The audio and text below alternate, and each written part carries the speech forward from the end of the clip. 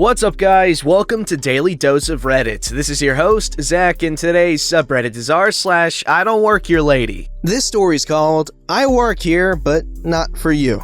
This isn't your typical retail story since I work in construction, but I think you guys might get a laugh out of this. So I've worked for Company 2 for about 3 years, and our main job is putting down fancy-looking stone blocks for high-end commercial buildings. About 2 years ago, they moved me over to one of the local multi-million-pound houses because they needed more manpower. The job was taken on by Company 1, and Company 2 was brought on as a contractor for the outer block work and tiles. Most of the work was finished when I started on that site, but the buyer was meticulous with pointing out problems. So most of the jobs we did was replacing old damaged stuff. The tolerance for all of the block work was 1 millimeter, as per the contract that Company 1 signed. For anyone not familiar with construction, this is an insane tolerance to work towards and led to some hilarious stories, which maybe I'll talk about if people are interested. A little more context. Since this is a private building and technically a finished house,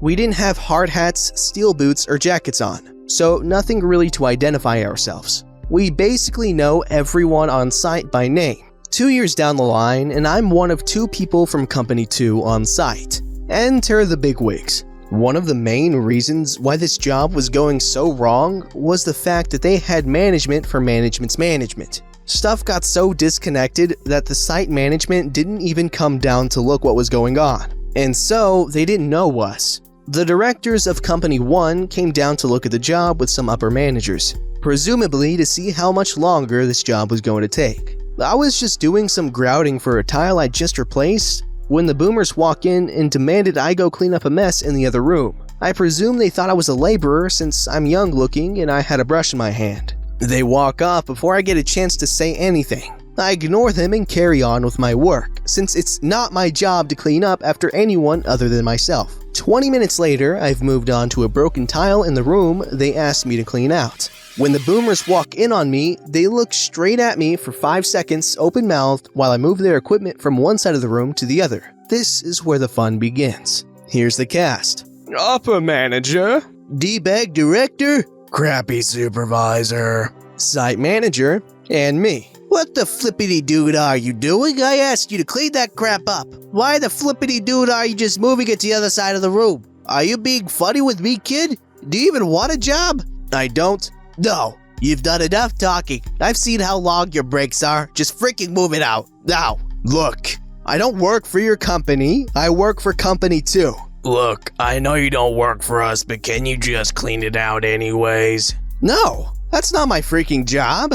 I've heard enough. You're fired. By this point, D-bag director is red-faced mad. Upper manager, you can't fire me. If you want someone else from Company 2, you'll have to call my boss. I can get you the number. Oh, so now you're trying to be a smart booty, are you?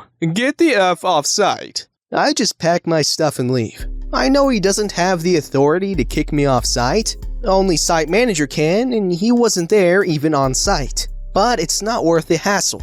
All the while, D-bag director is berating me on how I'm a terrible laborer. I'm packing up my tools and he stops me from leaving, accusing me of stealing, but after I show him they've all got my name on them, he lets me leave. Somehow, it didn't set off alarm bells that I have masonry tools. Would you believe they meet me down the path while I'm driving down to jeer at me and tell me how useless I am? Very professional. I drive down the road and park up to call my boss. I tell him the whole situation and how I've been kicked off site. He just laughs and tells me he'll be down in 10 minutes. I can take the day off. I get a phone call about 2 hours later telling me that it's been sorted out but not to go back yet. He told the management that if they want to kick one of his staff off site, that they need to call him. He'll still be invoicing me out to their company but won't be sending me back until I get a letter of apology for the way they treated me. 2 days later, I'm called into the main office to have a look at the letter that came in. It was a small victory, but it tasted sweet. He gave me a copy to keep and he framed his own. I started work that day and got an apology from site manager and crappy supervisor who assured me this won't happen again. Rumors started circulating, but nobody really knew what happened until I came back to tell them and showed them the letter. We laughed about it for a few weeks. Don't you find it so heartwarming when a boss has his employees back? Like, that's really nice. In fact, I like when anyone has anyone's back, unless it's, a jerk having another jerk's back, in which case that sucks, but you get what I mean. And you know what? Good on this dude for standing his ground against false authority, which is rampant these days. But I'm a loser and listen to whatever anyone tells me to do, so. This story's called Karen Mistakes Me for an Employee, ... I was wearing a Harry Potter shirt, ... This is my very first I Don't Work Here Lady incident, and boy, it's just as stupid and ridiculous as every other story I've read. I was at the supermarket, which again, seems like every time I go there alone, I attract these kinds of people. And I was wearing a gray shirt that represented Gryffindor. There's no way anyone could mistake me for an employee, right? Well, Karen's a dumb species. Here's the cast. There's me, Gryffindor proud, Karen, Dolores Umbridge, and then Mike Guy, the guy who takes no crap from no one. You'll see why. Story. I was with my cart grabbing the groceries that my mother asked me to get, and suddenly, I hear, excuse me. Not being my first entitled parent encounter, I already knew what was happening. And in my head, I said, again? I turn around and see a fat woman. And I mean, this woman was fat. And she did not have the usual Karen appearance. She was wearing a hoodie, which thankfully didn't reveal any of her skin because I just had lunch and didn't want to lose it, and sweatpants. She really didn't give a crap about what she was wearing, huh? Excuse me, I've been watching you slacking off this entire time and I needed help. I don't know how you got this job if you're so incompetent. Lady, do you see this shirt? Do you see it? Gryffindor? What the hell is that? It's a Harry Potter shirt, woman. Now, use your brain and ask yourself, why would an employee wear a shirt like that to work? Oh wait, that's right. I don't work here. Do you see me wearing an apron? Or an ID on my chest with a name on it? Don't you see the cart full of groceries I'm carrying? How in the ever-loving heck can you confuse me with an employee? Turn your brain on! You disrespectful Benihana! How dare you say that to my face? Well, I'd go around and say that to your back, but my car's fuel is almost empty. That's it, I'm calling you a manager. I need a manager right now! Oh, for God's sake. The Mike guy shows up rather quickly as Karen was screaming for the manager. And I mean screaming. What's going on here? I heard you all the way from the entrance. This brat just disrespected me to my face. I want him fired immediately. The manager takes a quick look at me and his face turns into a, I don't get paid enough for this face. Then, manager starts talking in an annoyed tone, like he's dealt with Karens before. And manager wasn't taking crap from her. He wasn't polite at all and was really harsh. Lady, let me ask you this. Do you see the shirt he's wearing? It's a Harry Potter shirt. He doesn't work here, and you've just wasted my time. If you do not stop harassing this young man right now, I'll have you escorted out of this supermarket, and I'll make sure you never buy anything from this market's brand ever again. Am I clear? What? How dare you? I'll contact your super... Manager cuts her off. And guess what? I'm allowed to drop politeness towards any customer who breaks the rules or harasses others. Now, all I want to hear is a yes or a no, and I strongly suggest you choose the former. Now, answer the question. Am I clear? You can't... I'll give you one final chance. All I want to hear from you is yes or no. So answer the question. Are we clear? Anything other than that, and you're out of here. Karen, quietly and embarrassed. Yeah. Good, you're forgiven now. Now get moving, and I don't want to hear other customers complaining about you. Karen leaves, and I just stare with my mouth open at manager's savagery. And I decide to humor him a bit. Holy bleep, I guess she wasn't the first problematic customer you've dealt with, huh? Oof, you have no idea, my friend. Heh.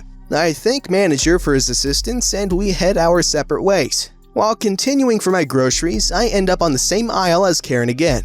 She sees me and just gives me the most pathetic death glare I have ever seen. She's frowning her face to the point where mirrors would crack. And I just shrug and say, "Better stop with that face. It makes you look uglier than you already are." Karen's face turns red with anger and she thinks about starting arguing all over again. But I threaten to call manager again to get her butt banned. And Karen just clutches her fist, grabs her cart, and speeds off. While I just started laughing at this. Later at the registers, I see Karen trying to argue with the cashier about a discount and her line was the biggest one. And the people behind were visibly annoyed. After paying my stuff and walking off, I stopped by the manager's desk and informed them that a customer was causing trouble at the register again. And as I walk away, I see manager heading towards Karen's register and I can only assume what happened next.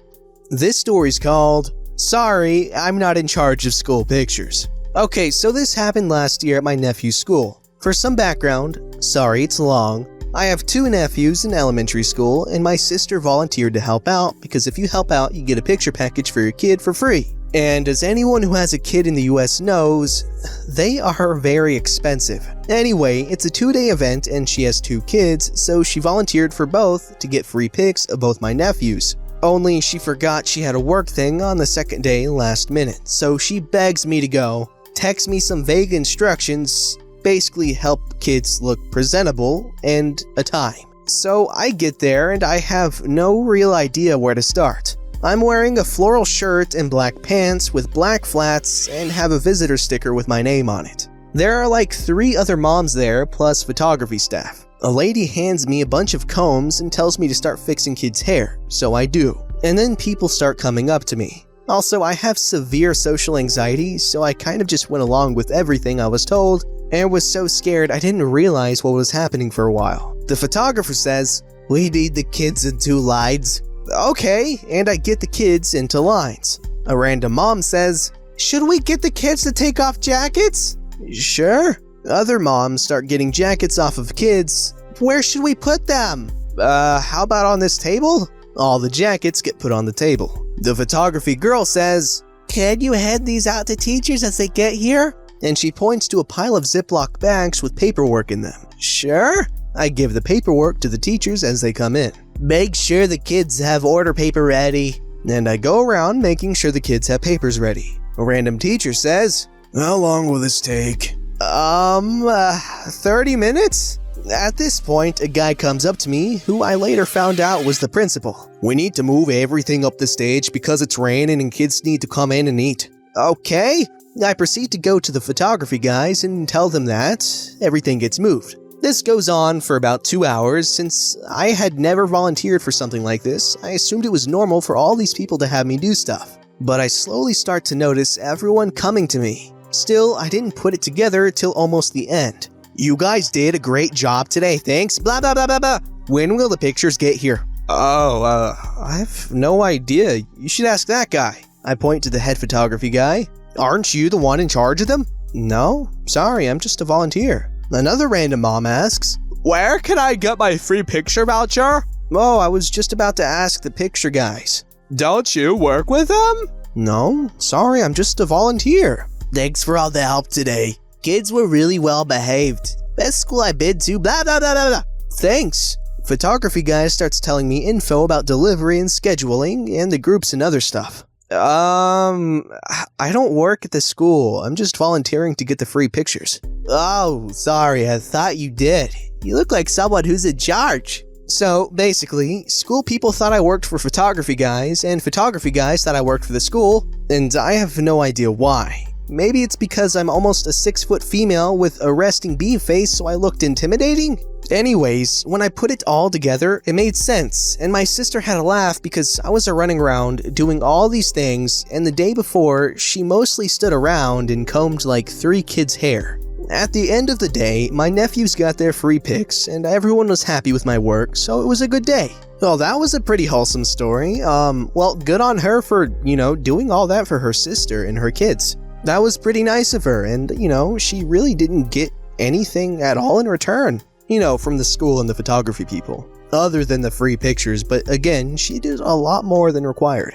This story's called, "Today I Fudged Up by Calling the Police on My Own Surprise Party." Obligatory. This didn't happen today. It actually happened almost 10 months back. A little bit of context. I am an 18-year-old male living in Austria. with my parents and twin sister currently, and I have never really celebrated my birthday by throwing a party for my friends. So my friends decided to throw me a surprise party for my 18th birthday at my parents' house. The F-up happened the day after my birthday actually. On my actual birthday, my family and I celebrated my sister's and my birthday by eating a slice of cake and getting some small presents, nothing special. Since my birthday was on a Sunday, I had to go to school the next day, only a few days left before the holiday started. Since it was Monday, I had a few more hours of mandatory extra chemistry lab, which took until around 17 o'clock. So by the time I was heading home, it was already quite dark. I figured I would be home alone for at least a few hours, since my parents both worked late on Mondays and probably would get home around 10 to 11. And my sister almost always spent her evening at her girlfriend's house, so I assumed I wouldn't see her either. Now to the actual F-up. When I arrived at the bus stop near my house, it was already really dark, and only street lanterns lit up the streets. On my way home from the bus stop, I saw the light in our house go on for a few seconds and immediately go back off. I was instantly alarmed as I knew no one should be home at the moment. So I went up closer to the house and checked our driveway if there was a car there. There was no car, so neither my parents nor my sister should be home, as my mother and father always left with one car in the morning and my sister always took the other one when driving to her girlfriend's. At this point, my heart rate was probably around 170 already. I remained in the driveway for a few seconds and then I actually heard a voice from inside of the house and I completely freaked out. It sounded like a male's voice, although I didn't recognize it. I backed off really quickly from the house towards the other side of the street and called the police from behind some bushes on the roadside.